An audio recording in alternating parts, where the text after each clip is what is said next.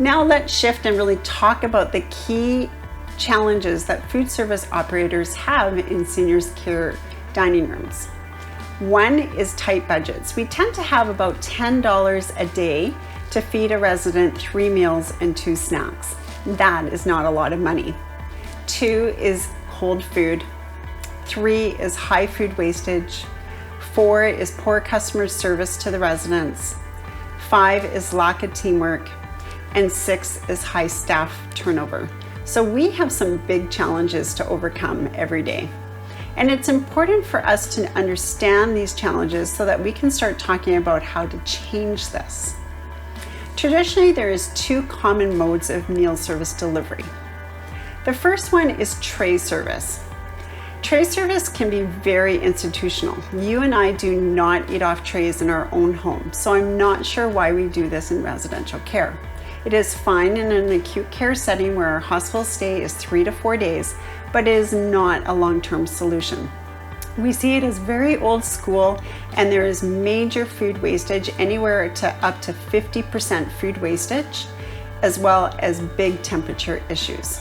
The second mode is called pre-plating, which we're kind of doing at the back of the house. Folks might refer to it as restaurant style, but really what we're doing is we're dishing up plates of food by reading lots of tickets or meal preference lists, and staff are running plated meals back and forth. I kind of call this the throw and go method. There is a third and better way to do meal service which is with mobile meal service, such as the SuzyQ carts. And this really is the future of seniors dining.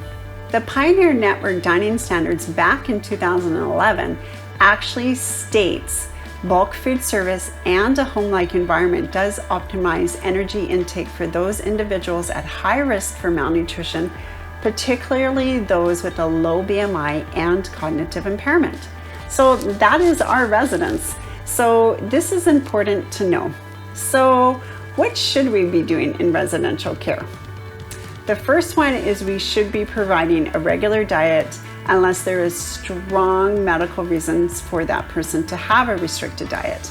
And that diet is determined with the person according to their goals and choices and preferences rather than exclusively on a diagnosis or what the family wants.